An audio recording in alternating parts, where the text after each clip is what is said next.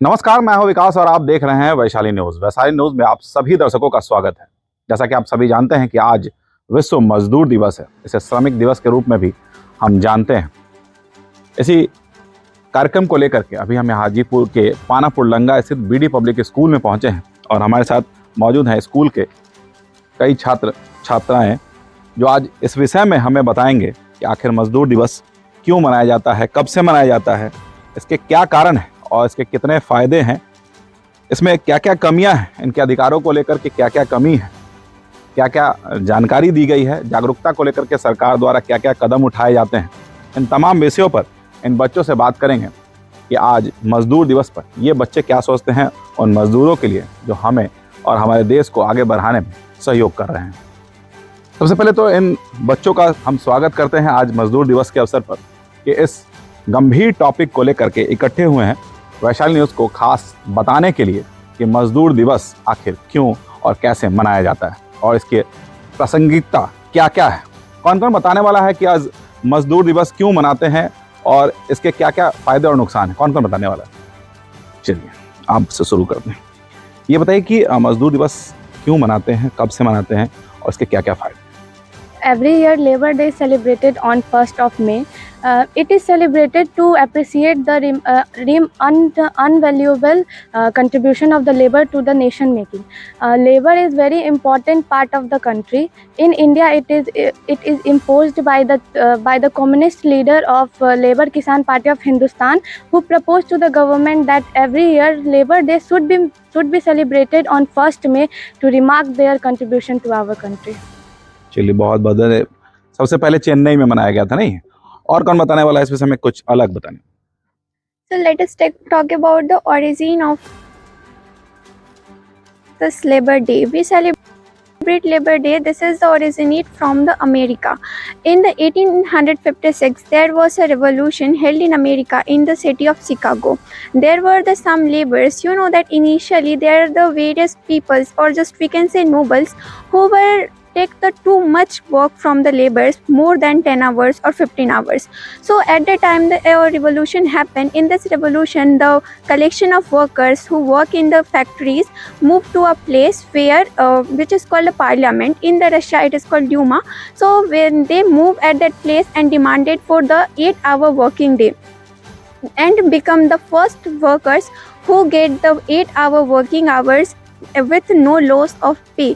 So this was inspired the most of the country, and also it come in India by the a social party named the Labour Party, and it also motivate all the workers of our country and also in the other part of the world. चलिए बहुत बहुत धन्यवाद। America से इसकी शुरुआत हुई थी। और कौन बताने वाला है इस विषय में? अमेरिका से इसकी शुरुआत हुई थी, जिसमें कि 1886 में वर्करों ने विद्रोह किया था, क्योंकि उनसे 15 से 16 घंटे काम करवाए जा रहे थे, जो कि उनकी नज़र में उनके प्रति अच्छा कोई बात नहीं, आप बताइए।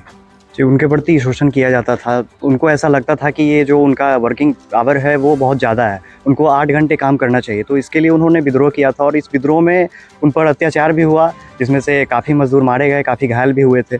और बस इसी तरह से उस पर कुछ सुधार लाने की कोशिश की गई और ये लेबर डे इंट्रोड्यूस किया गया ताकि मज़दूरों को उससे राहत मिले और जो उन पर शोषण किया जा रहा था उसको कम किया जाए। लगभग 4 मजदूर पुलिसिया कार्रवाई में मारे गए थे और लगभग 100 से अधिक लोग इसमें घायल भी हुए थे।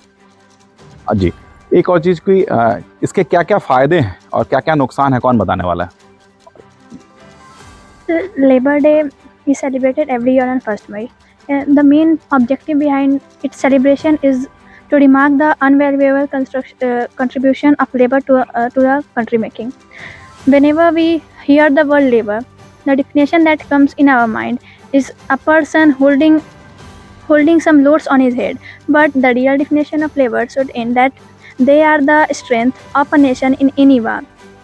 To recognize the contribution, the new labor law of India, which is in force from 1st July 2022, is introduced. It is advantageous for the laborers because it divides the 24-hour day into 3 parts: 8 hours for work, 8 hours for relax, and 8 hours for recreation. Their wages should be appropriate, and if we take the celebration of Labor Day from the Russian Revolution. Then Vladimir Lenin, who was the leader of Bolshevik Party, was inspired by the vision of Karl Marx, who said that the laborers of the world unite. You have nothing to lose but their chance and the whole world to gain. That was the main slogan of Karl Marx, to unite the laborers and make them aware that their rights should be protected and they should be given enough. Enough. कोई बात नहीं, बहुत सारे trade union उसमें बनाए थे। अच्छा, और कौन बताएगा कि इसके क्या क्या फ़ायदा और क्या नुकसान है? जी।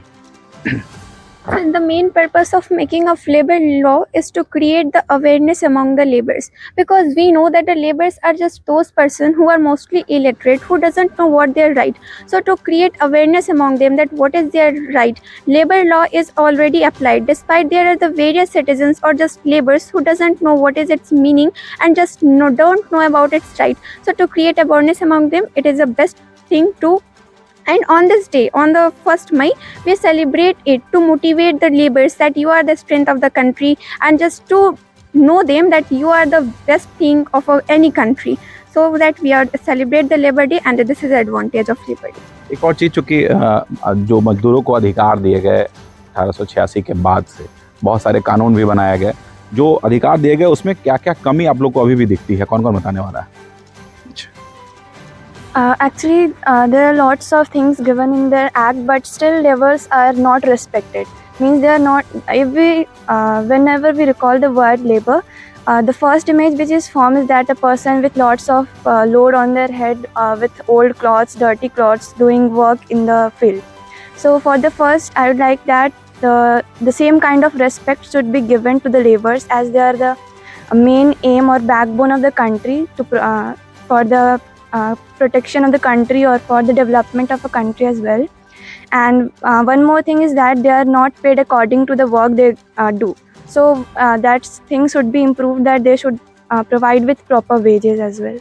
आपके पास कोई उपाय कि कैसे उसको ठीक किया जा सकता है? If we will provide them proper wage, government should also pass act like if the person who is providing people, they should provide them equal number of wage, or providing them the kind of wage which are according to the work they do. चलिए, और कौन बताने वाला? आप बताने वाले। The new labor law of 2022, there are several provisions for the labor, but the only flaws that I can observe in that the female laborers are not getting equal opportunity, and the maternity leave for female is just 1 month. I think that should be increased to at least 3 months, and most of the females are engaged in night shift. So if they are being engaged in a night shift, then there should be provision that there should be permission from that. Without permission, they should not be engaged in the night shift. और इधर से boys की तरफ से क्या क्या? हाँ जी। ये कोई भी चीज़ का कानून बन तो जाता है, लेकिन उसका इम्प्लीमेंटेशन सबसे बड़ा प्रॉब्लम है। कहीं भी इम्प्लीमेंटेशन सही से नहीं हो पाता है। लेबर के लिए भले ही कानून बहुत सारा बना हुआ है, लेकिन उसका इम्प्लीमेंटेशन सही से नहीं होता है। एक तो जो मज़दूर है वो मोस्टली अनएजुकेटेड है, उनको इसके बारे में कोई जानकारी नहीं है, और ऊपर से जो एजुकेटेड हैं, जो पढ़े लिखे लोग हैं, उनको बस अपने काम से मतलब रहता है, वो उन पे और शोषण करते हैं। तो सबसे मेन इसमें इम्प्लीमेंटेशन है। और जहाँ तक भ्रष्टाचार की बात है, तो ये सब तो और बिल्कुल भी होना मुश्किल ही है। कैसे ठीक किया? सबसे पहले तो ये जो भ्रष्टाचार है इसको दूर करना पड़ेगा, क्योंकि जब तक भ्रष्टाचार रहेगा कोई भी कानून पास होगा, गवर्नमेंट लेबर के लिए काम करेगी, लेकिन जो भ्रष्ट कर्मचारी बैठे हैं वो उधर से ही सब कुछ रफा दफा कर देते हैं, जिसके कारण लेबर तक उचित। ये तो सभी लोग जानते हैं, आखिर उसका उपाय कैसे उपाय कैसे? क्योंकि जो उसमें कर्मी होते हैं वो भी हमारे घर आसपास के लोग ही होते हैं, कोई बाहर से नहीं आता है। हमारे देश के ही लोग हैं, हमारे आपके भाई, चाचा, मामा, काका, जो यही लोग होते हैं। आखिर इसको दूर कैसे किया जाए? कोई उपाय आप लोग के पास है? इसको दूर करने के लिए सबसे पहले तो लेबर को जागरूक करना पड़ेगा। उनको जब तक जागरूक हम करेंगे नहीं, तब तक उनको ये सब के बारे में जानकारी नहीं मिल पाएगा। तो जागरूकता सबसे इम्पॉर्टेंट है, उनको जागरूक करना पड़ेगा। जो बहुत अच्छा, जागरूकता को लेकर के बहुत सारे कार्यक्रम लेबर के लिए चलाए जाते हैं। कौन कौन जानता है इसके विषय में, बताइए। फिर अभी तक जो मोस्ट पॉपुलर ऑर्गेनाइजेशन आया है, जो कि महात्मा गांधी के नाम पे लॉन्च किया गया है, मनरेगा। तो इसमें हम वर्कर्स को 100 डेज़ के लिए वेजेस दिए जाते हैं। इनसे एक मोटिवेशन मिलता है कि उनको एम्प्लॉयमेंट दी जा रही है। और वैसे ये जो भी ऑर्गेनाइजेशन गवर्नमेंट चलाती है, गवर्नमेंट चला देती है, लेकिन वो इम्प्लीमेंट नहीं हो पाता है और लेबर्स तक पहुंच नहीं पाता है। तो ये जो ऑर्गेनाइजेशंस है उसके बारे में अवेयरनेस क्रिएट करने के लिए हम लेबर डे को सेलिब्रेट करते हैं। और आज इस चैनल के माध्यम से और जो हम शामिल हुए हैं, इससे हमारा जो एम होगा वो यही होगा कि हम इसके माध्यम से बहुत सारे लोगों तक ये पहुंचा सके कि आप जितना ज़्यादा हो सके लेबर्स के पास ये जाए, ये इन्फॉर्मेशन, जिसके लिए वो अपने राइट के बारे में अवेयर हो और राइट अगर उनसे डिनाइड किया जा रहा है तो उसके लिए वो आवाज़ भी उठा सके। बहुत एक और चीज़, चूँकि अभी सभी लोग स्टूडेंट हैं यहाँ पे, कल के डेट में आप कहीं काम कर रहे होंगे किसी बड़े सेक्टर में या गवर्नमेंट सेक्टर में, ये बताइए कि जब आप काम कर रहे होंगे उस दौरान मजदूरों को क्या क्या सुविधाएं देना चाहते हैं जो अभी फिलहाल नहीं मिल रही है, और उसके लिए क्या क्या उपाय करेंगे, कौन बताएगा? जैसा कि हम जानते हैं, लेबर जब भी कोई भी किसी के यहाँ काम करने जाते हैं तो उनके साथ शोषण किया जाता है। जो भी लोग थोड़े बहुत पढ़ लिख लेते हैं वो उनकी रिस्पेक्ट नहीं करते, उन्हें ढंग से खाना नहीं देते और उन्हें वेज ठीक से नहीं देते। यही है कि हमें उनका रिस्पेक्ट करना चाहिए, उन्हें मिनिमम जो वेज गवर्नमेंट प्रोवाइड कर रही है वो हमें देना चाहिए, और मिनिमम वर्किंग आवर जो 8 आवर है वो उतना ही उनसे काम लेना चाहिए, उतना ही फॉलो करना चाहिए। और कोई बताएगा क्या क्या होना चाहिए? और आप लोग अगर अपने किसी मल्टीनेशनल फील्ड में जाते हैं, किसी बड़े ओहदे पे जाते हैं, तो मजदूरों के लिए क्या क्या करना चाहेंगे जो अभी फिलहाल नहीं हो रहा है और आप चाहते हैं कि होना चाहिए? व्हेन आई विल वर्क, जब मैं किसी पैसे में जाऊंगी तो सबसे पहला मेरा एम रहेगा कि जो अभी 24 आवर्स को 3 पार्ट्स में डिवाइड किया गया है, डिवाइड तो कर दिया गया है, लेकिन most of the labours are not benefited by that. तो मैं चाहूँगी कि हर एक लेबर को 8 आवर्स ही वर्क मिले, और मैक्सिमम अगर ओवर टाइम हो रहा है तो 9 आवर्स तक जाए, उससे ज़्यादा उन्हें एटलीस्ट 8 आवर्स तक रिलैक्स मिला, क्योंकि it is science that if a person does not get sleep at least of 8 hours, then his health and memory power get reduced day by day।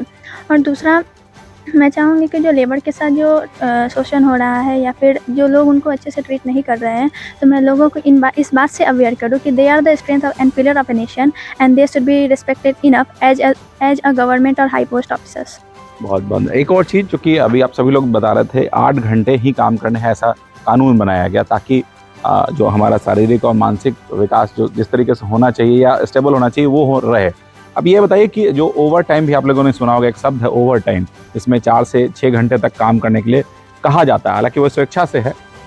कौन कौन लोग इसके पक्ष में है और कौन लोग इसके पक्ष में नहीं है? कौन हाथ खड़ा कीजिए।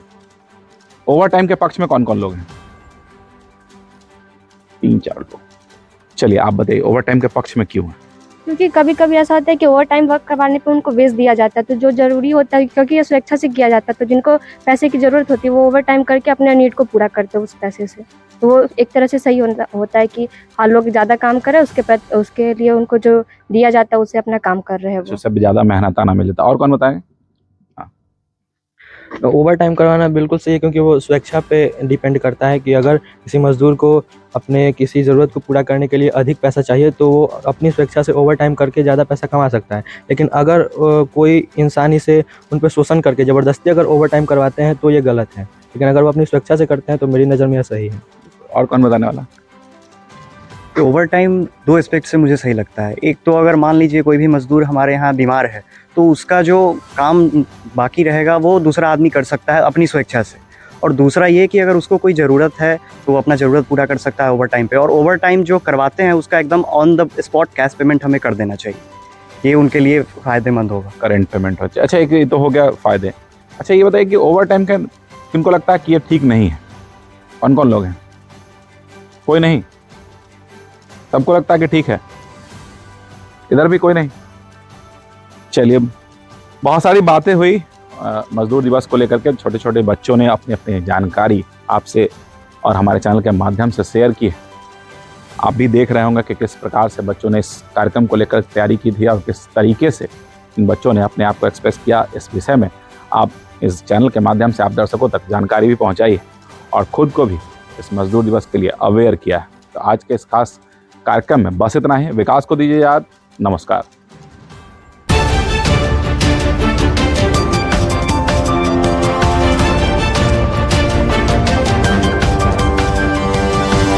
Audio Jungle.